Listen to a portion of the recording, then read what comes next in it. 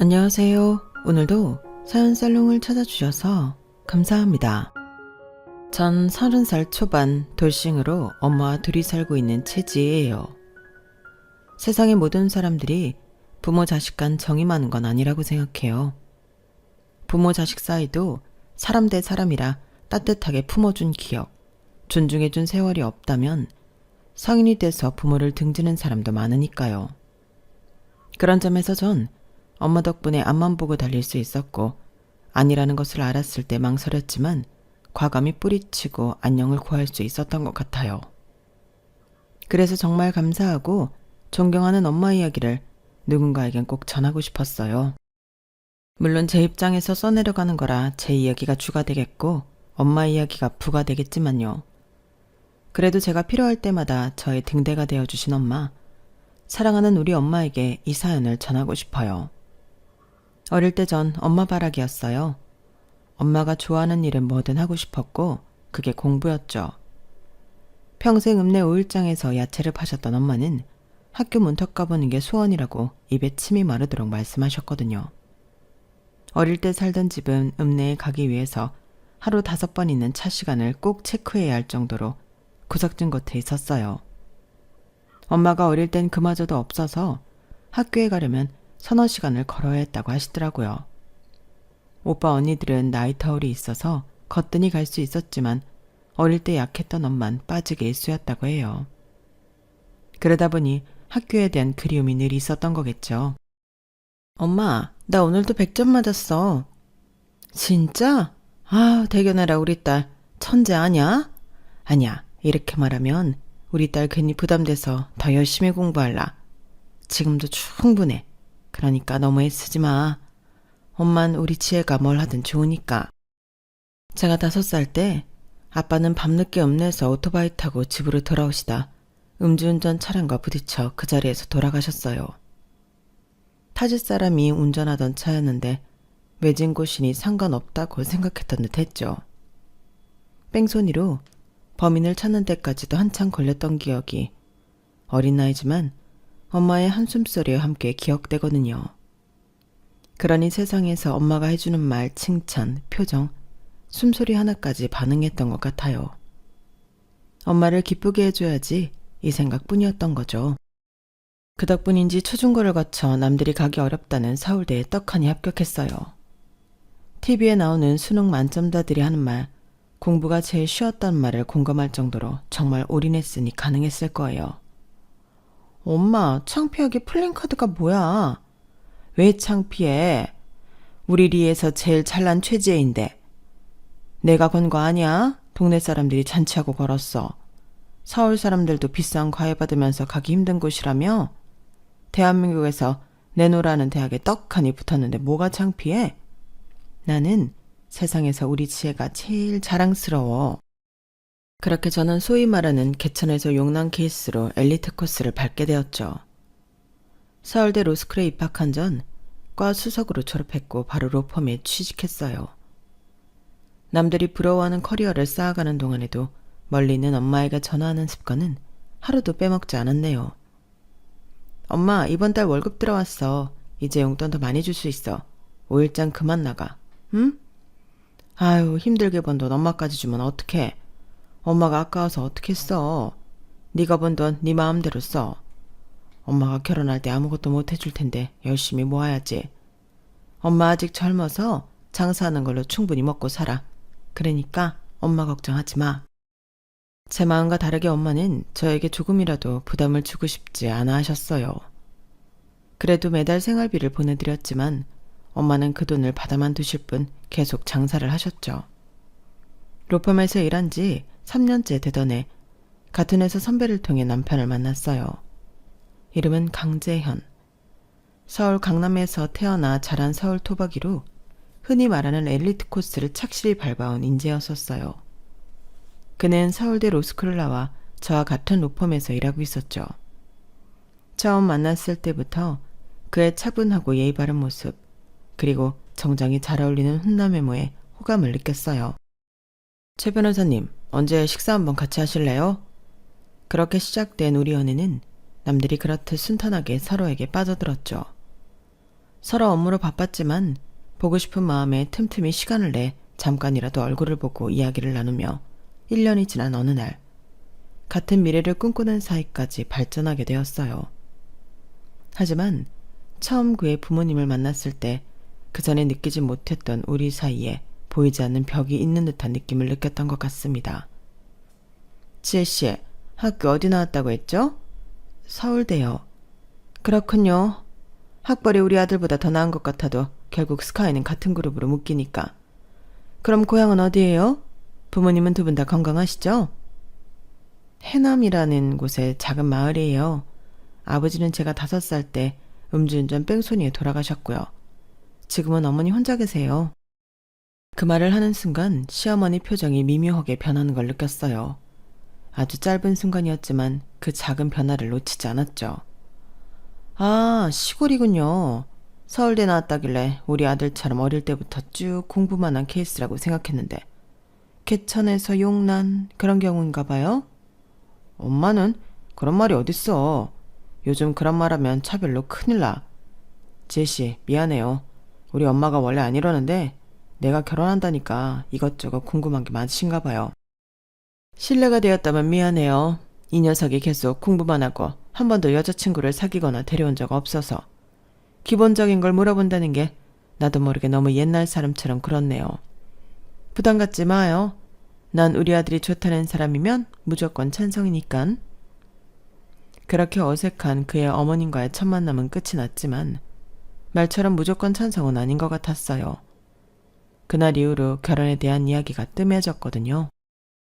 물론 그 사람은 변함없이 저를 대하고 바쁜 시간에도 짬을 내며 변치 않는 사랑을 보여줬어요. 하지만 결혼 이야기를 더 이상 하지 않는다는 건 그의 어머님이 분명 결혼을 반대하고 있다는 뜻인 건 분명했죠.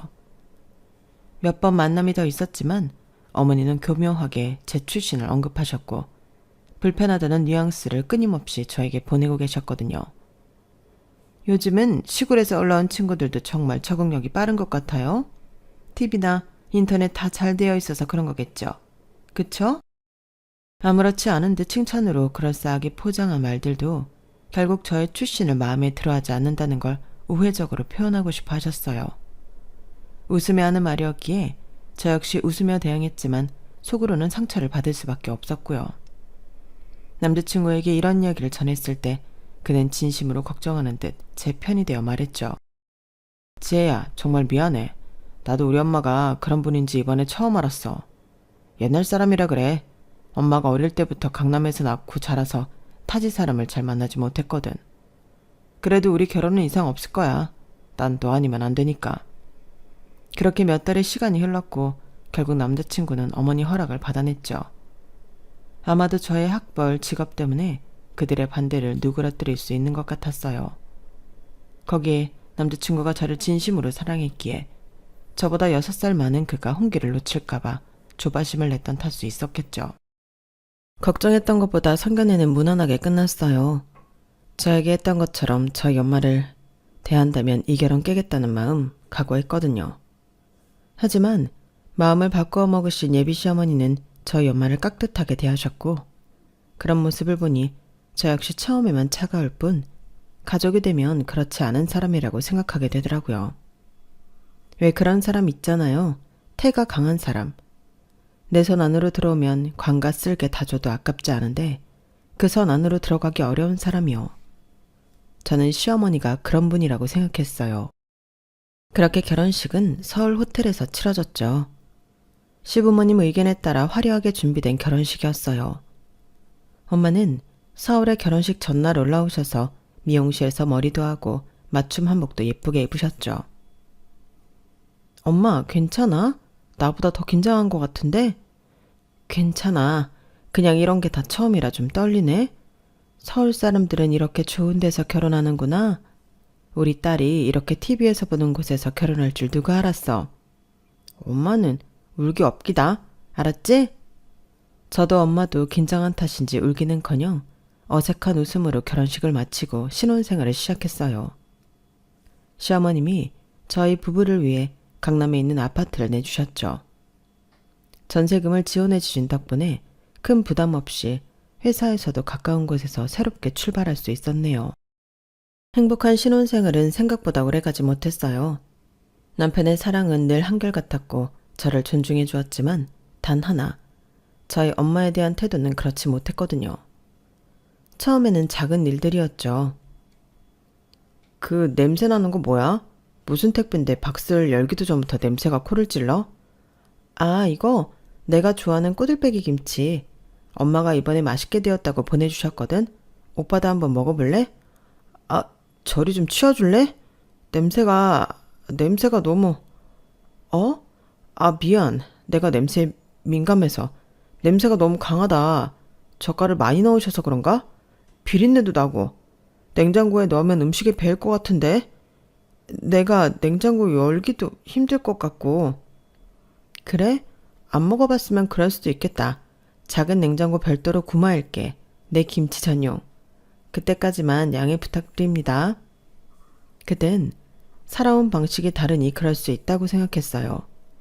그리고 작은 김치 냉장고를 사면 된다고 생각했고요. 그런데 그게 끝이 아니었죠.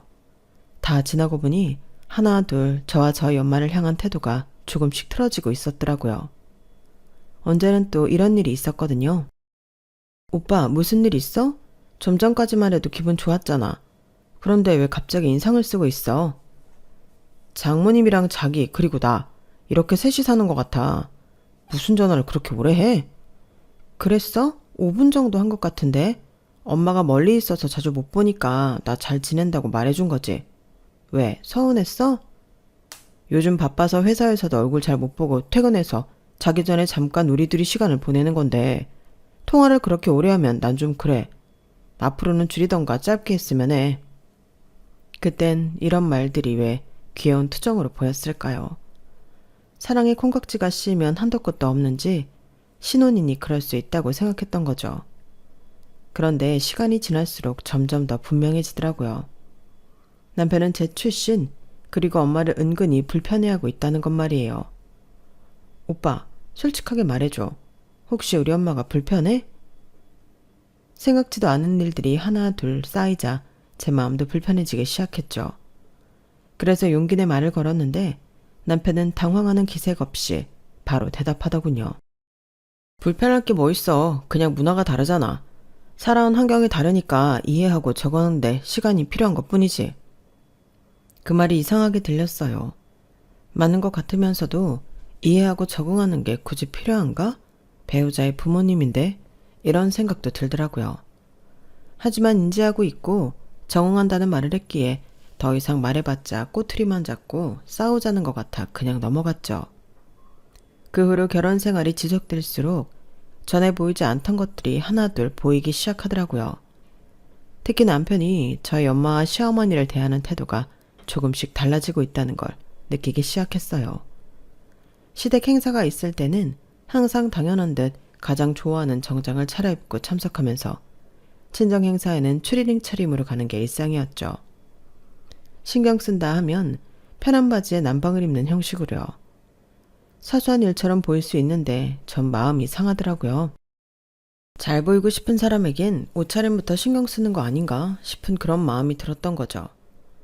그렇게 남편의 행동 하나를 눈여겨보다 보니 어느덧 결혼 1주년이 다가왔어요. 이렇게 다 지나서 남편의 행동들을 정리해 글로 옮기니 간단해 보이는데 그간 회사 일도 바쁘고 가족 모임이 많았던 것도 아니니 1년이란 시간은 생각보다 빠르게 흐르더라고요. 결혼 1주년인데 뭐 먹고 싶은 거나 가고 싶은 거, 받고 싶은 선물 있어?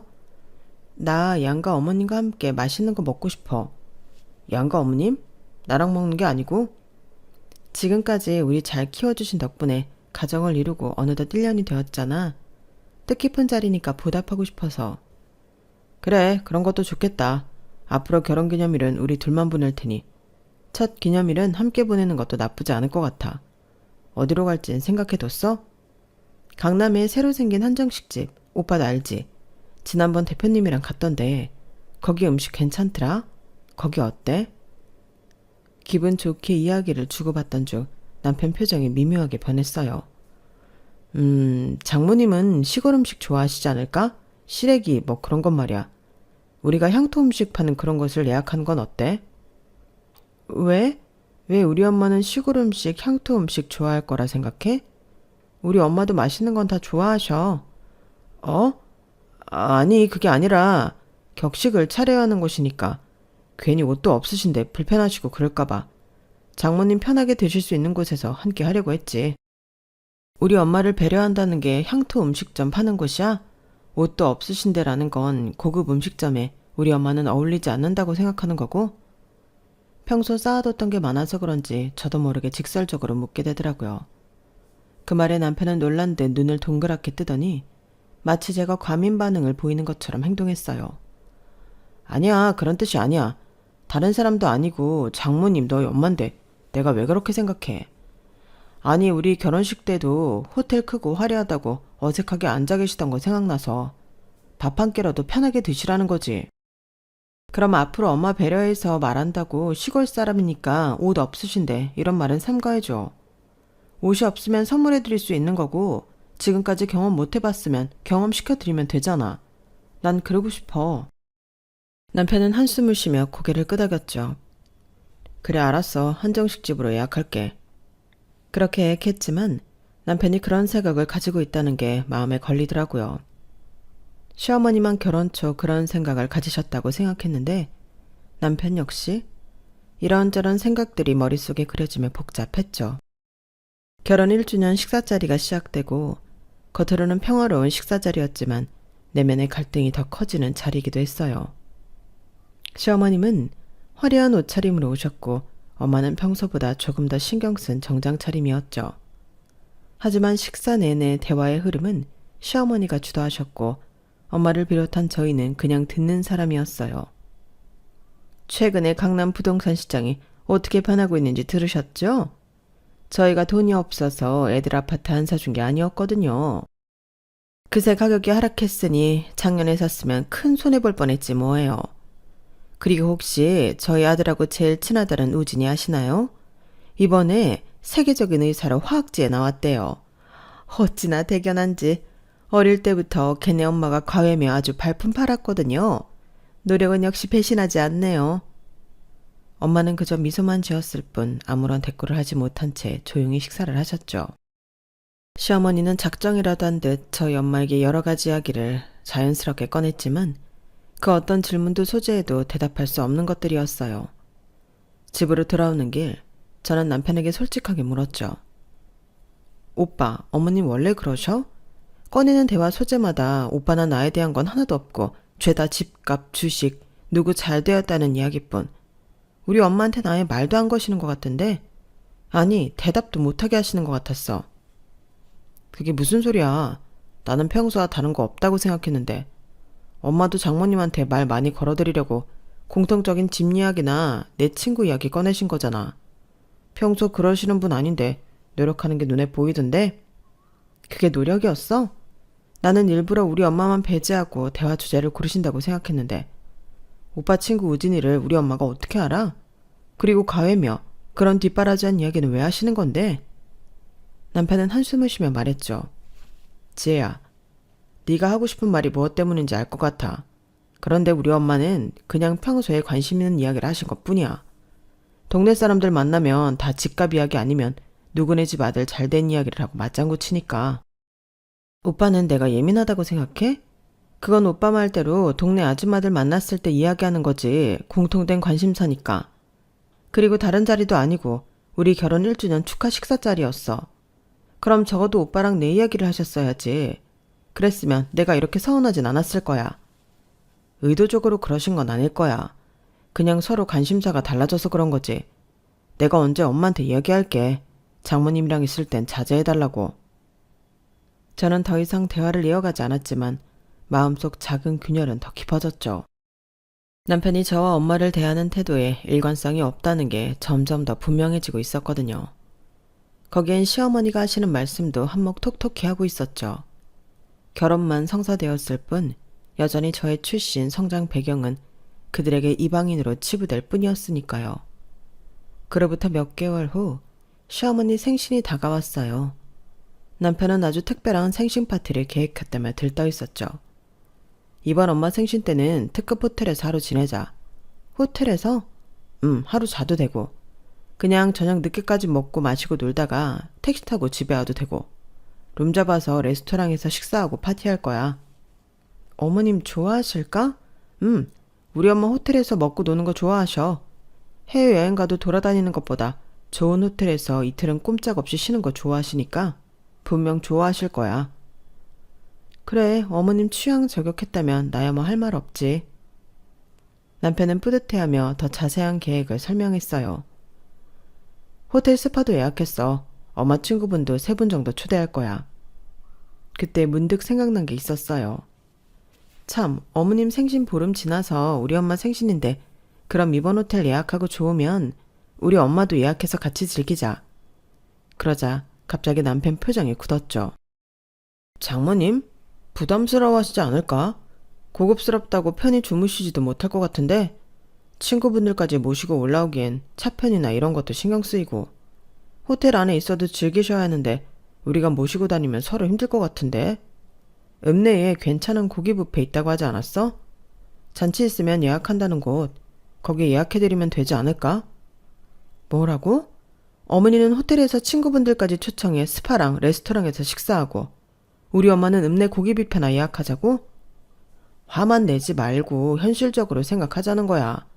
우리 엄마는 친구분들 부르니까 우리가 계속 안 있어도 되는데 장모님은 아니잖아. 친구분들까지 모시면 우리가 가이드 해드려야 하는데 우리가 그럴 시간도 없고 익숙한 곳이면 서로 부담 덜하니까. 그리고 고기 뷔페 예약하는 것도 비용 무시 못해. 알잖아. 전체 대가님들과 마찬가지인데. 매일 생신도 아니고 1년에 한 번 오빠랑 나랑 교대로라도 가이드 해드리는 게 그렇게 큰 문제야? 어떻게 우리 엄마에게도 좋은 곳을 구경시켜드리려고 노력할 생각은 하나도 없이 쉽게 간단하게 익숙한 곳에서 이런 말들만 하는지 모르겠어. 어머님 생신 호텔에서 하고 싶으면 그렇게 해. 나도 우리 엄마 호텔이든 해외여행이든 내가 알아서 할 테니까. 남편은 더 이상 변명하지 않았고 그날 밤 우리 부부는 첫 심각한 부부싸움을 했어요. 결국 엄마 생신날 읍내 고기 뷔페를 대관하고 친구분들을 초청해 식사를 했죠. 호텔도 생각했지만 결혼하고 처음 돌아오는 생신 친구분들에게 자랑하고 싶다고 난생 처음 엄마가 먼저 말씀하셨거든요. 누군가 자식이 성공하면 읍내 고깃집 예약해서 식사 대접을 하는 거, 그게 저희 고향 스타일이라면 스타일이었겠네요. 엄마는 성공한 자식이 결혼도 잘해서 이렇게 대접한다고 만족스러워 하셨지만 제 마음은 편치 않았죠. 더 나빴던 건 식사 도중 남편이 갑자기 회사에서 급한 일이 생겼다며 서울로 먼저 올라간 거였어요. 미안해. 지난번 마무리되었던 클라이언트한테 연락이 왔어. 다른 건 때문에 지금 당장 미팅하자고 해서. 알지? 꽤 큰 건이라 회사에서도 어떻게든 잘 보이라고 한 거. 나 먼저 가볼게. 너는 장모님 값 더 있다가 와. 하루 자고 와도 좋고. 저는 남편의 행동에 너무 화가 났지만 중요한 미팅이라는 것도 알아서 아무 말도 할 수 없었죠. 남편이 떠난 후 엄마는 저에게 물었어요. 너는 안 가봐도 돼? 회사 일이면 너도 가서 도와야 하는 거 아니야? 아니야. 내 클라이언트 아니고 오빠 팀 전담이야. 꽤 큰 건이라 회사에서는 계속 유지하고 싶은 입장이라 할 수 없이 간 거지 뭐. 그럼 너는 안 가도 된다는 거지? 잘 됐다. 자고 갈 거지? 급하게 떠난 남편이 마음에 걸렸지만 오히려 저 혼자나마 편하게 이해할 수 있다는 엄마를 보니 마음이 복잡해지더라고요. 그렇게 의도하지 않았지만 엄마와 행복한 1박을 보내고 다시 서울집으로 왔을 때 남편과 마주 앉았어요. 내가 모를 거라 생각했어? 뭘? 왜 갑자기 급한 일이 생겼다고 한 거야? 정말 급한 일이었어. 설명했잖아. 제가 그의 눈을 똑바로 쳐다보자 남편은 시선을 피하더군요. 거짓말하지 마. 회사에 물어봤어. 아무 일도 없었대. 남편은 잠시 침묵하다 말했어요. 솔직히 좀 불편했어.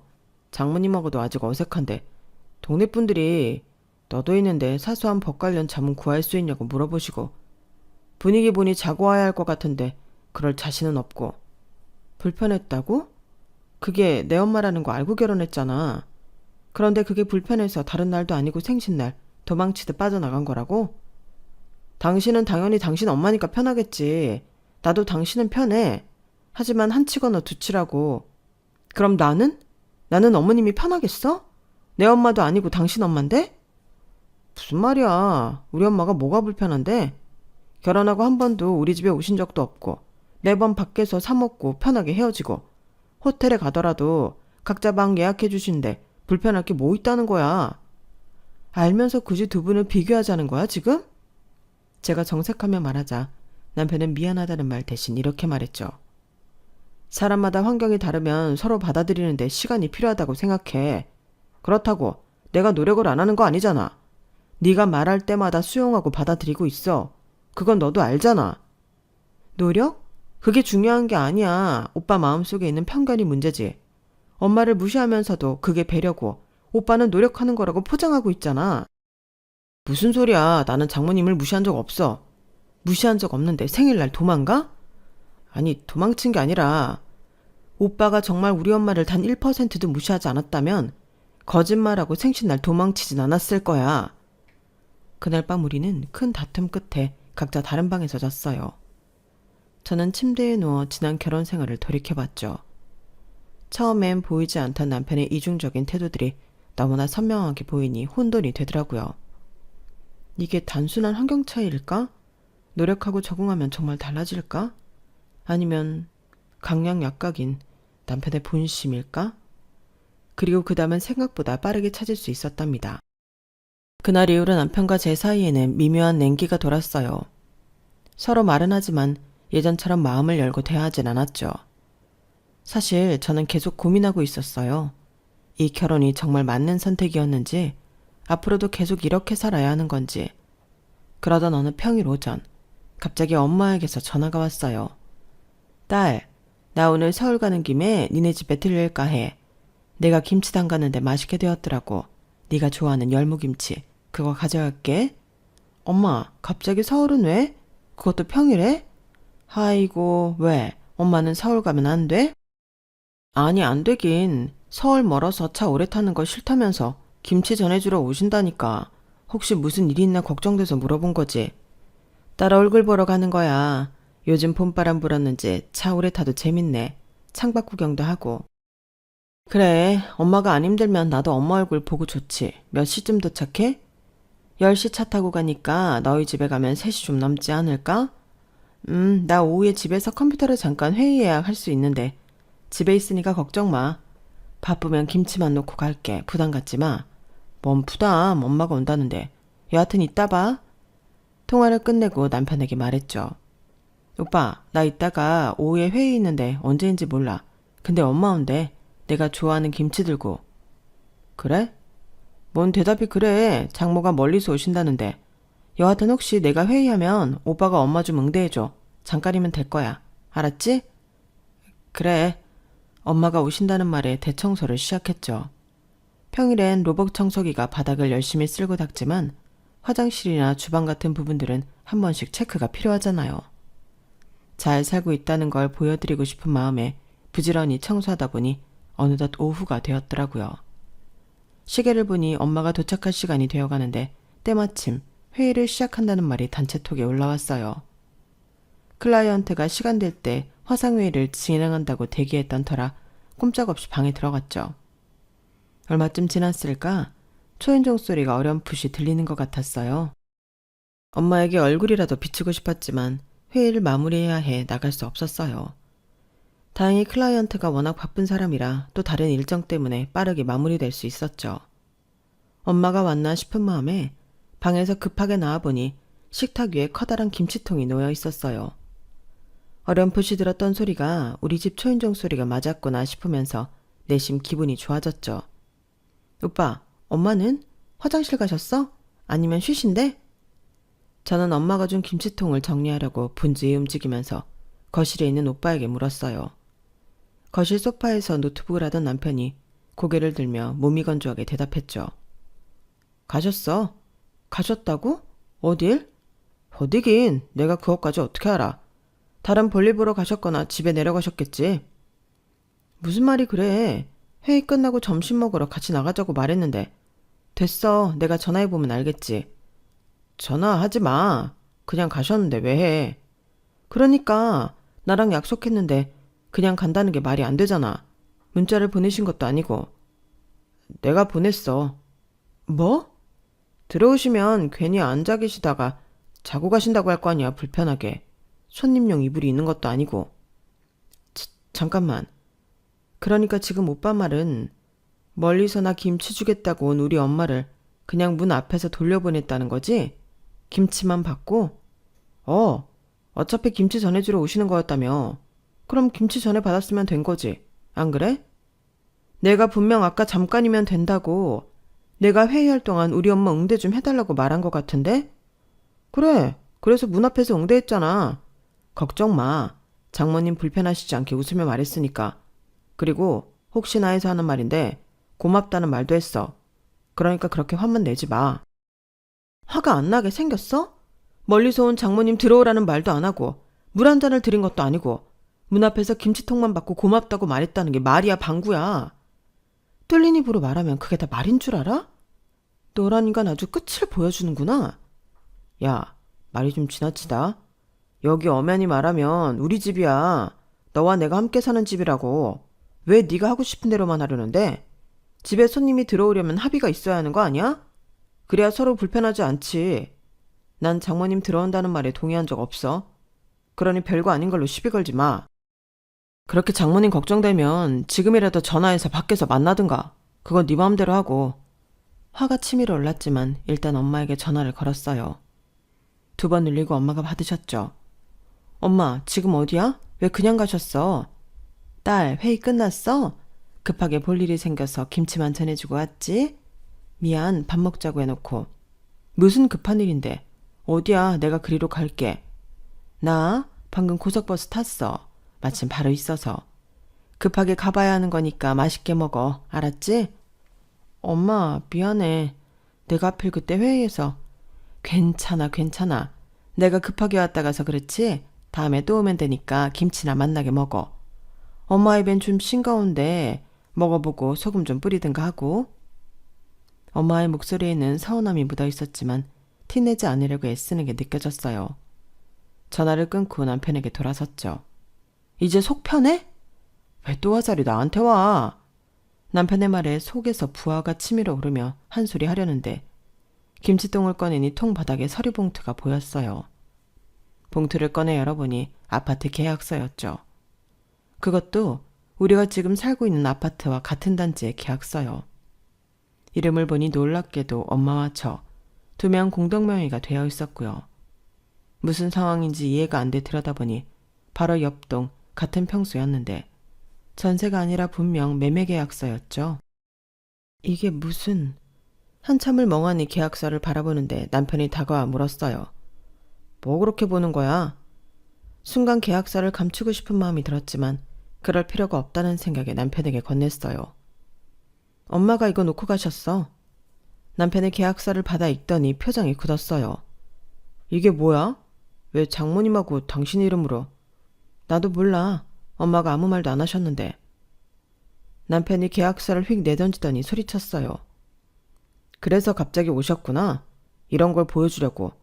뭐야, 우리 옆동에 집을 사셨다고? 근데 왜 당신 이름이야? 아니, 당신 이름은 그렇다 쳐도 장모님 이름은 왜 들어가? 뭐야 이건. 돈이 어딨다고 이런 짓을 해? 남편은 계약서를 바닥에 던진 채 소리를 질렀어요. 마치 누군가 자신을 속인 것처럼 화를 내고 있었죠. 이게 사기 아냐? 장모님 이런 돈이 있었다고? 우리 결혼할 때는 다 가난한 척하더니. 순간 무언가가 제 마음속에서 확 터졌어요. 그동안 참아왔던 분노와 서러움이 한꺼번에 쏟아져 나왔죠. 가난한 척? 그게 무슨 소리야? 엄마가 가난한 척을 했다고? 엄마는 정말 가난했어. 평생 장사하시면서 힘들게 사셨어. 근데 엄마가 열심히 모은 돈으로 딸 도와주려는 게 뭐가 문제야? 문제? 그걸 묻다니. 이건 재산 은닉이라고. 결혼 중 재산을 몰래 빼돌린 거잖아. 법적으로 문제가 될 수 있다고. 너랑 나랑 공동명의가 아닌 게 재산 은닉이 아니라 뭐야? 재산 은닉? 웃기지 마. 내가 언제 우리 돈을 빼돌렸어? 엄마가 평생 모은 돈으로 한 거고 나 모르게 준비하신 거야. 법적으로 아무 문제 없어. 혼인 중 제3자인 장인장모가 사위나 며느리가 아닌 자신의 자녀에게만 증여한 재산은 특유재산으로 분류돼. 부부 공동재산 아니라는 거 알잖아. 설마 몰라? 이런 식으로 나오겠다고? 이런 식이 뭔데? 눈눈이 너랑 똑같이 하는 거? 내가 뭘 어쨌는데? 몰라서 물어? 그동안 우리 엄마를 어떻게 대했는지 기억 안 나? 항상 불편해하고 시골 출신이라고 무시하고 오늘도 문 앞에서 쫓아 보냈잖아. 그것도 혹시라도 들어오면 자고 간다는 말도 안 되는 이유로. 남편은 변명하려 했지만 더 이상 들을 마음이 없었어요. 이제 알겠어. 엄마가 왜 이걸 몰래 준비하셨는지. 왜 이 계약서를 오늘 주고 가셨는지. 너 같은 놈이랑은 끝내라는 거야. 남편 얼굴이 하얗게 변했어요. 제가 이렇게 강하게 나올 거라고는 예상하지 못했던 모양이었죠. 무슨 소리야 갑자기. 이혼이라니. 이런 식으로 끝내겠다고? 갑자기가 아니야. 결혼하고 나서 계속 쌓여온 거야. 처음부터 너와 네 부모님은 내 출신을 무시했고 내 엄마를 차별했어. 난 참고 살았지만 오늘 너는 선을 넘었어. 저는 방으로 들어가 캐리어를 꺼내 짐을 싸기 시작했어요. 필요한 것만 챙기면서 남편에게 말했죠. 나머진 나중에 가지러 올 거니까 건들지 마. 오늘은 당장 나갈 거야. 너 같은 인간이랑 1분 1초라도 같은 공간에 있기 싫어. 정말 미쳤구나. 생각해봐. 지금 화가 나서 그런 거잖아. 진정하고 다시 얘기하자. 어쨌든 장모님은 계속 해남에 계실 거고 그 집으로 들어가면 우리 이사 걱정 없이 살 수 있는 거잖아. 진정? 지금 내가 잠깐 화났다고 생각해? 그래. 너라는 인간 머리에서 나온 게 딱 그 수준이지. 서울집 놔두고 왜 우리 엄마가 해남집에서 살겠냐? 꿈 깨셔, 이 버러지 같은 인간아. 말이면 단 줄 알아? 그래, 그래도 오빠인 내가 참는다. 그만큼 성질 부렸으면 됐으니까 이성적으로 생각해. 배울 만큼 배운 사람이 이러는 건 아니지. 캐리어를 끌고 현관으로 향했어요. 남편이 팔을 잡아당겼지만 뿌리치고 현관문을 열었죠. 어디 가려고? 갈 데도 없잖아. 내 집으로 가는 거야. 방금 알게 된 내 집. 문을 쾅 닫고 나와 엘리베이터를 탔어요. 심장이 터질 듯이 뛰었지만 이상하게도 마음은 가벼웠어요. 오랜만에 느끼는 해방감이었죠. 엘리베이터에서 내려 밖으로 나오자 고민이 되었어요. 정말 가도 될까? 우리 집일까 싶었던 거죠. 엄마에게 전화를 걸었어요. 엄마, 지금 어디야? 나? 왜? 아까 전화해놓곤? 나 집 나왔어. 엄마가 전해준 계약서 보고. 봤어? 혼자 나온 거야. 그럼 뭐 하고 있어? 계약된 집으로 오면 되는 거지. 엄마 그 집에 있어. 진짜? 알았어. 금방 갈게. 같은 단지 업동이라 어렵지 않게 찾을 수 있었어요. 엘리베이터를 타고 올라가 초인종을 누르자 엄마가 문을 열어주셨죠. 딸, 깜짝 놀랐지? 엄마도 이제 서울 사람 된다? 엄마를 꼭 껴안았어요. 눈물이 왈칵 쏟아졌죠. 엄마, 이게 다 뭐야? 어떻게 된 거야? 들어와서 얘기하자. 너 쓰고 싶은 방 써. 거실로 들어가 앉자 엄마는 따뜻한 차를 내오셨어요. 집은 새로 꾸민 듯 깔끔했고 이미 몇 가지 가구들도 들어와 있었죠. 엄마, 도대체 이 집은 어떻게 된 거야? 그리고 엄마는 왜? 길게 얘기해 줄게. 사실 이 집은 원래 내 거였어. 뭐라고? 네 아빠랑 결혼하기 전에 친정 오빠, 그러니까 네 외삼촌이 미국으로 이민 갔잖아. 그때 이 아파트를 샀었어. 네 외할아버지, 외할머니가 계시던 시절엔 3개월에 한 번씩 서울에 오실 때 여기서 지내셨고, 근데 외할아버지, 외할머니 돌아가시고 난 다음에는 이 집이 그냥 오빠 명의로 비어 있었더라. 그런 얘기 한 번도 들은 적 없는데 말할 필요가 없었으니까. 네 아빠랑 결혼할 때 친정에서 반대가 심했거든. 가난하다고. 그래서 나는 그냥 아무것도 없는 사람인 척하고 결혼했지. 외삼촌도 이 집에 대해 말하지 말라고 했고. 그런데 갑자기 왜? 한 달 전에 외삼촌한테 연락이 왔어. 내가 아직도 시골에서 고생한다는 걸 듣고 미안했대. 그래서 이 집을 나한테 줄 테니 서울 와서 편하게 살라더라고. 근데 나는 굳이 서울까지 올 필요 없다고 생각했어. 그러다 문득 네가 생각이 났지. 결혼해서 서울에 살고 있는 내 딸. 엄마의 눈에 눈물이 고였어요. 그래서 외삼촌한테 이 집을 나랑 네 이름으로 해달라고 했어. 그래도 괜찮대. 어차피 미국 살면서 한국 올 일도 없고 집이 비어있는 것보다 가족이 사는 게 좋다고. 엄마, 처음엔 받지 말까 했어. 근데 생각해봤어. 우리 딸이 개천에서 용났다는 소리 안 듣게 해줄 수 있는 거라면 받아도 되지 않을까. 딸 위해서 해줄 수 있는 선물이 될 것 같아서 받았어. 저는 펑펑 울었어요. 그동안 엄마가 얼마나 저를 위해 희생하셨는지 새삼 느껴졌죠. 그리고 엄마가 조용히 말씀하셨어요. 내 딸, 이제 네가 좀 편해져야지. 무슨 뜻이야? 네 남편 나 처음 봤을 때부터 알았어. 날 무시하는 거. 처음엔 시간이 지나면 괜찮아질 줄 알았는데 오늘 그냥 문 앞에서 쫓아내듯이 보낼 때 확신했지. 너 같은 놈이랑은 헤어지라는 거야. 엄마의 단호한 목소리에 저도 웃음이 나왔어요. 엄마, 나 방금 짐 싸고 나왔어. 잘했다. 내 딸이 현명하네. 그 말에 우리는 함께 웃었어요. 지쳐 있었지만 마음이 편안했죠. 그날 밤 남편에게서 수십 통의 전화와 문자가 왔어요. 하지만 하나도 받지 않았죠. 다음날 아침 사무실로 출근하자마자 동료 변호사 민지를 찾았어요. 민지야, 나 상담 좀 해줄 수 있어? 무슨 일이야? 나 이혼하려고. 민지는 놀라면서도 금세 이해하는 표정을 지었어요. 그동안 제가 남편과의 갈등을 털어낼 때마다 들어준 친구였거든요. 드디어 결심했구나. 내가 도울게. 민지에게 말하고 이혼 절차를 준비하고 있는데 남편이 제 방으로 찾아왔어요. 지혜야, 우리 얘기 좀 하자. 할 말 없어. 이혼하자. 그렇게 쉽게 말하지 마. 우리 관계가 그렇게 하찮았어? 하찮은 건 네가 우리 엄마를 대하는 태도야. 그리고 네 마음속 편견이고. 남편이 목소리를 높였어요. 내가 뭘 그렇게 잘못했다고. 그리고 그 집 재산분할 문제도 있어. 그건 당연히 부부 공동재산으로. 아니, 그렇지 않아. 잘 알면서 왜 이래? 그리고 그 집은 원래 우리 외삼촌 명의였던 거고 엄마랑 내 이름으로 바꾼 거야. 네가 주장할 수 있는 게 없어. 남편은 잠시 말을 잇지 못했죠. 법적인 부분은 둘 다 충분히 알고 있으니까요. 그래도 이렇게 끝내면 조용히 합의 이혼하자. 그동안 네가 우리 엄마를 그리고 나를 어떻게 대했는지 민지가 다 알아. 필요하면 증인으로 나설 거야. 남편은 제 결심이 확고하다는 것을 알고는 더 이상 저항하지 않았어요. 결국 조용히 합의 이혼을 하기로 했죠. 이혼 후 저는 엄마와 함께 새 집에서 살기 시작했어요. 엄마는 서울 생활에 적응하느라 힘들어하셨지만 점점 즐거워하시더라고요. 시장 구경도 다니고 동네 주민과 교류도 하면서요. 딸, 이제 엄마 서울 사람 다 됐지? 그러게 엄마가 이렇게 사람들 만나기 좋아하는지 몰랐어. 재밌네. 다들 해남에서 땅 부자였는 줄 알아. 갑자기 올라왔다니까 딸이 성공했냐고 묻기도 하고. 그래서 뭐라고 했는데? 로또 맞았다고. 그럼 다들 제일 부러워한다? 뭐라고? 엄마도 참. 저는 엄마를 꼭 안아드렸어요. 제 인생에서 가장 현명한 결정은 그 집을 나온 것이었어요.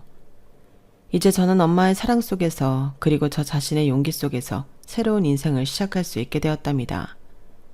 여러분도 자신의 가치를 무시하고 소중한 가족을 함부로 대하는 사람이 있다면 과감히 떠나세요. 진짜 사랑은 상대방의 뿌리까지도 소중히 여기는 거 아닐까요? 엄마, 정말 사랑하고 존경합니다. 여기까지 제 이야기였습니다. 들어주셔서 감사드리고요. 다들 행복하게 잘 살아보자고요.